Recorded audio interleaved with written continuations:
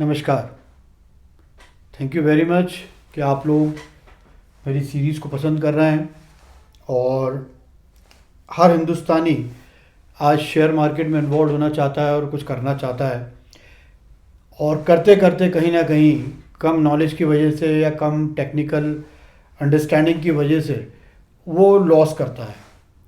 तो मेरा हमेशा हर सीरीज़ में एक ही बात कहनी होती है कि सेबी के डेटा के हिसाब से जो हमें पता है कि 97% लोगों ने लॉस किया है ऑप्शन ट्रेडिंग में।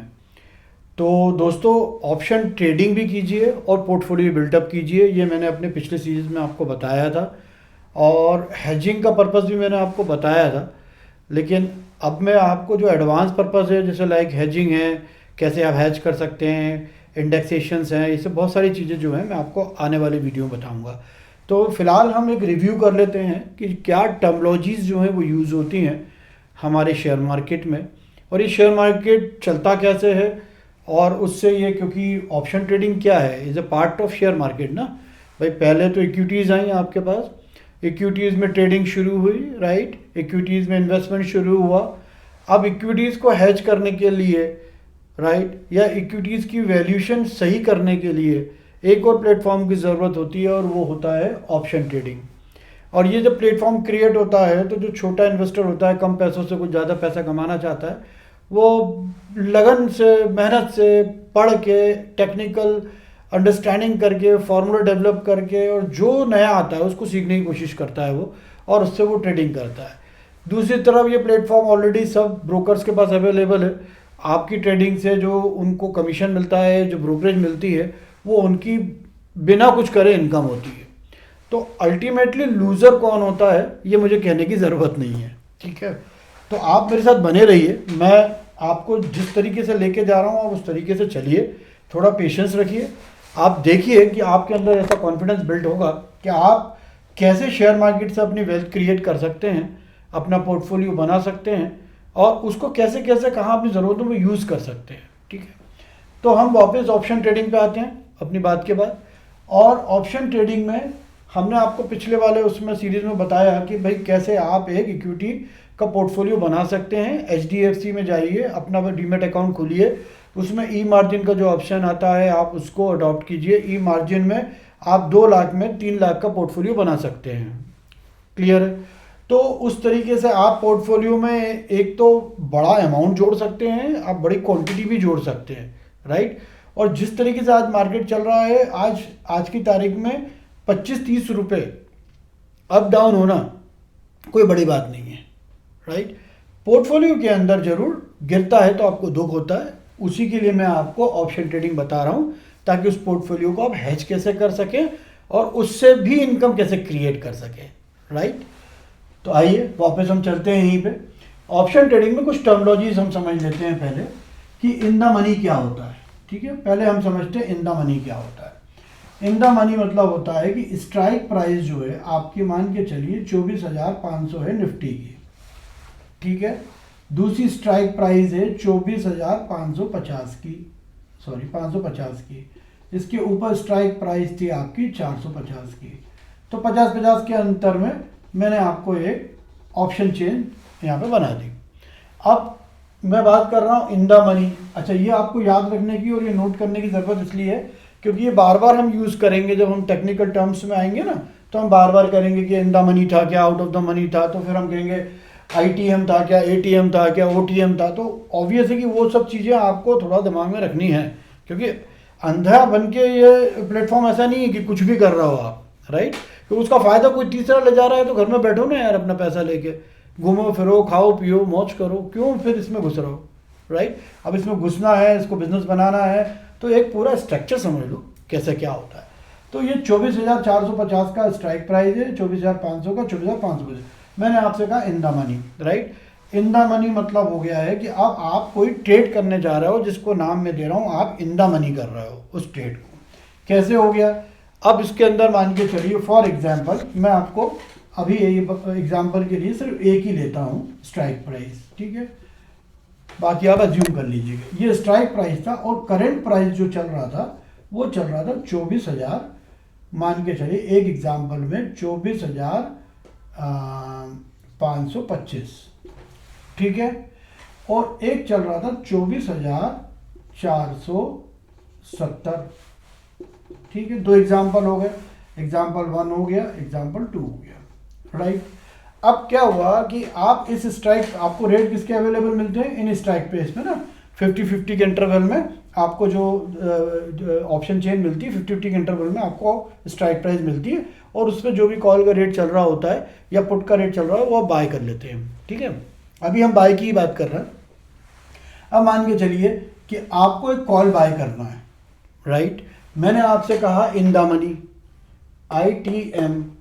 अब आपको क्योंकि कॉल बाय करना है तो इन द मनी अगर आपको बाय करना है तो आप क्या करोगे कि करंट अगर ये चल रहा है, करंट प्राइस 24,525, तो आप इस स्ट्राइक प्राइस का अगर 110 रुपये का आपको कॉल मिल रहा है तो आप वो परचेस करोगे। ठीक है, अब 110 रुपये का अगर आपने परचेस किए तो 25 रुपये तो ऑलरेडी ऊपर है।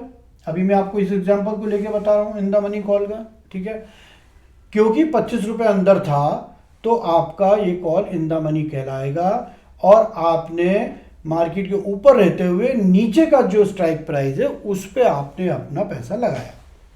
क्लियर हो गया। अब इसी के साथ में आपको इंट्रिंसिक वैल्यू भी यहीं पे क्लियर कर देता हूँ। इसमें इंट्रिंसिक वैल्यू होती है 525 माइनस 500, मतलब 24,000 या भी 20, तो 25 रुपये इंट्रिंसिक वैल्यू हो गई। मतलब इन द मनी के केस में ही सिर्फ इंट्रिंसिक वैल्यू होती है और किसी केस में नहीं होती है। मतलब आपने उसकी वैल्यू को पहले रियलाइज किया हुआ होता है 25 रुपये से। अब रहा सवाल, आप पुट खरीदते हैं, वो भी इन द मनी होता है। पुट इन द मनी कब होगा, जब आपका जो मान के चलिए दूसरा एग्जांपल मेरा ये था, ये वाला कि 24,750 का चल रहा है और आप इसी में पुट ले लेते हो। ठीक है, अब मैंने इस एग्जांपल को हटा दिया, कोई कंफ्यूजन तो नहीं है, ये हटा के दोबारा ढूंढूं। सिंपल सी बात ये है कि आप समझ रहे हो। तो ये जो है आपका क्लियर कट ये पोजीशन थी कि मैंने आपको ये एग्जांपल इग्नोर करने को बोला और मैंने कॉल खरीदा।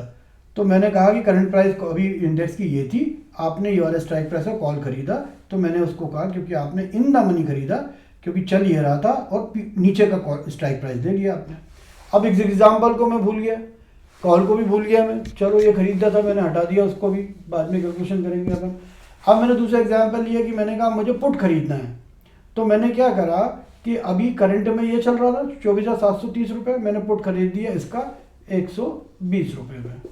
ठीक है, इसका मतलब हो गया इन द मनी, क्योंकि ऑलरेडी नीचे ही था 24,500 से, और 470 रुपये का मैंने 470 रुपये में था, मैंने 24,500 खरीद लिया। तो मुझे मालूम है, मैं तो एक्सपेक्ट क्या कर रहा हूँ, अगर मैं पुट खरीद रहा हूँ तो मैं एक्सपेक्ट कर रहा हूँ मार्केट नीचे आएगा, तो ऑलरेडी मार्केट नीचे था, मैंने ऊपर का खरीद लिया। तो इसका मतलब ये हो गया कि ये जो है इन द मनी हो गया, मैं सेफ साइड हूँ। इसका प्रीमियम जो है वो उतनी तेजी से नहीं घटेगा जितनी तेजी से आउट ऑफ द मनी का प्रीमियम घटेगा, ये इसका लॉजिक है। ठीक है, अब रहा सवाल, इसके अंदर ये हो गया आपका। ठीक है, अब आ जाओ आप at the money. At the money में कुछ करना ही नहीं, 24,500 का स्ट्राइक प्राइस है, राइट। अब मान के चलो 24,490 चल रहा है, इसको भी मैं एट द मनी बोलूँगा, 24,480 को भी एट द मनी बोलूँगा, और 24,510 को भी एट द मनी बोलूँगा, मतलब बहुत नियर अबाउट है। तो मैं ये बोलूँगा यार ये तुमने कुछ भी नहीं किया, तुमने उसी स्ट्राइक प्राइस पे ले लिया जिस स्ट्राइक प्राइस पे मार्केट चल रहा था, करंट प्राइस। तो ये सिंपल सा एक और हो गया आपका। ठीक है, तीसरा हो गया आपका आउट ऑफ द मनी। इस केस के अंदर आपको बहुत सारी चीज़ों का ध्यान रखना है, जो मैं आपको अभी नेक्स्ट प्रीमियम पे जब मैं आऊँगा तो मैं आपको बताऊँगा कि मैं क्यों समझा रहा हूँ आपको। अब आ जाए अपन out of the money. Out of the money में समस्या से वित्ती थी कि 24,500 का एक स्ट्राइक प्राइस है। ठीक है, अब पहले एग्जाम्पल में ईजी लिख रहा हूँ उसको मैं, पहले एग्जाम्पल में मान के चलिए कि 24,400 रुपये करंट प्राइस थी, करंट इंडेक्स था। 24,400 में आप 24,500 के स्ट्राइक प्राइस का कॉल खरीद रहे हो।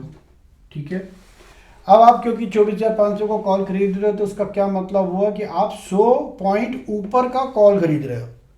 मतलब आपका प्रेडिक्शन ये है कि मैं ये कॉल इसलिए खरीद रहा हूँ कि मुझे लगता है मार्केट यहाँ से 100 पॉइंट ऊपर जाएगा, इसलिए मैंने इसका खरीद के इसका प्रीमियम दे दिया। अब मान के चलिए इसका प्रीमियम ऑलरेडी 90 रुपये था, आपने 90 रुपये पे कर दिए, इसका मतलब ये हो गया कि 190 रुपये, ठीक है, 190 रुपये, ये 190 पॉइंट ऊपर जाएगा तब आपको इसका पैसा मिलेगा। आप वो छोड़ दीजिए जो मैं आपको बाद में बताने वाला हूँ, वॉलेटिलिटी और ओपन इंटरेस्ट और किस तरीके से जो है चेंज इन ओपन इंटरेस्ट और किस तरीके से शॉर्ट कवरिंग आती है, वो सब मैं आपको धीरे धीरे इंडिकेशंस बता दूंगा। तो उसमें क्या हो गया, सिंपल से जो समझने की बात है कि आप इतना महंगा कॉल खरीद रहे हैं, इस प्रेडिक्शन में खरीद रहे हैं कि आप ये मान के चल रहे हो कि ये जो कॉल मैंने खरीदा है 90 रुपये का, ये कॉल ये क्योंकि 24,600 के ऊपर भी जाएगा तब मुझे इसका पैसा मिलेगा, ये सोच के मैंने इसको खरीद लिया। तो ये हो गया आउट ऑफ द मनी, मतलब बहुत दूर की पहुंच हो गई, राइट। इसके प्रीमियम में खासियत ये है कि टाइम डिके जो है ना, मैंने जो पहले ही बताया था, टाइम डिके बहुत फास्ट लगता है, बहुत तेजी से गिरेगा ये, क्योंकि बहुत दूर है, धीरे धीरे टाइम कटता जाएगा। दूसरे एग्जाम्पल में पुट का ले लेता हूँ, ठीक है, पुट बाय का, ठीक है, दूसरा एग्जाम्पल में पुट बाय का लेता हूँ। पुट बाय में मैंने क्या करा कि 24,000 मान के चलिए जो चल रहा था इंडेक्स करंट में, वो चल रहा था 24,600 का, ठीक है। अब 24,600 का करंट प्राइस चल रहा था, उसमें 24,400 लिखा है, 24,600, और स्ट्राइक प्राइस इसका मैंने 110 रुपये में एक पुट खरीद लिया कि मैंने ये उम्मीद करी कि मार्केट 24,600 से 24,500 आएगा, मतलब नीचे की तरफ आएगा, नीचे की तरफ आएगा तो मेरा प्रीमियम हो जाएगा। अब आप क्या कह रहे हो, आप ये कह रहे हो कि 24,500 में आएगा तब मैं जीरो में आऊँगा, राइट।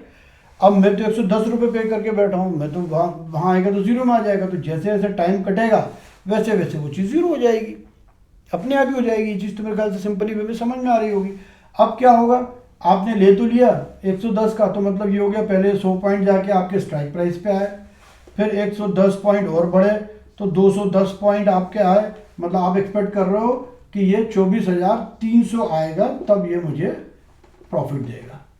तो आपकी एक्सपेक्टेशंस जो हैं वो एक हाइपोथेटिकल हो गई, या कह सकते हो एक सपना आपने देख लिया, आपको लगा आपने सपना देख लिया और आपने पेल दिया, या आपने बहुत सारी वीडियोस देख ली तो आपको वो इंडिकेशन दिखा, मतलब आपके दिमाग में एक साथ साइमल्टेनियसली 6 चीज़ें नहीं चल रही हैं। ये शेयर मार्केट में बिगर एक साथ 6 चीज़ों को कंसिडर किए बिगर आप कोई डिसीजन नहीं ले सकते हो, और वो इजी नहीं है, वो आपके दिमाग के अंदर आना चाहिए। 6 चीज़ें एक साथ दिखनी चाहिए आपको, राइट। और मैं बताऊंगा आगे जाके आपको कैसे वो 6 चीज़ें देख सकते हो आप, और उसकी स्किल्स कैसे क्रिएट करनी है आपको, और उससे आप कैसे अपना एक तरीके से पोर्टफोलियो बनाते हो, अपने पेरेंट्स को, अपने घर को कैसे आप एक नुकसान से बचाते हो, और आने वाले समय को आप कैसे अपने पोर्टफोलियो से मीट आउट करते हो। मैंने एक वीडियो और बनाया हुआ, आप ज़रूर देखिएगा, उसमें मैंने ये समझाने की कोशिश करी कि एक मिडिल क्लास फैमिली में जो सीमित आय होती है और जिस तरीके की लाइफ स्टाइल आज चल रही है उसमें हम कोई भी कॉम्प्रोमाइज़ नहीं कर सकते। हमें गाड़ी भी चाहिए, घर भी चाहिए, इंटीरियर भी चाहिए, बच्चों की अच्छी एजुकेशन भी चाहिए, होटलिंग भी चाहिए और ईयरली टूर भी चाहिए। क्यों नहीं, बिल्कुल करिए, करना ही चाहिए। लेकिन सवाल ये है कि उसके करने के साथ साथ जब हम दूसरी तरफ देखते हैं तो लायबिलिटी बढ़ती जाती है। जब लायबिलिटी बढ़ती जाती है तो हमें समझ में नहीं आता है कि एक्चुअली हम बिल्ड कर रहे हैं अपनी वेल्थ को, या हम आगे जाके ज़ीरो कर रहे हैं अपनी वेल्थ को, राइट। अब कोई इस बात से संतुष्ट हो जाता है कि हम बच्चों में इन्वेस्ट कर रहे हैं। अरे बच्चों में इन्वेस्ट क्या करोगे आप यार, बच्चा तो खुद ही अपने आप में इन्वेस्ट करता है, जो पूरे टाइम पढ़ाई करता है, पूरे टाइम आगे बढ़ता है, आपके सपनों को पूरा करने की कोशिश करता है।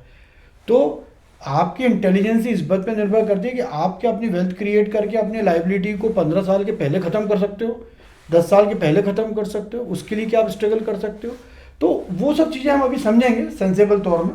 अब तीसरा हो गया आपका प्रीमियम, प्रीमियम कह दो या प्राइसिंग कह दो।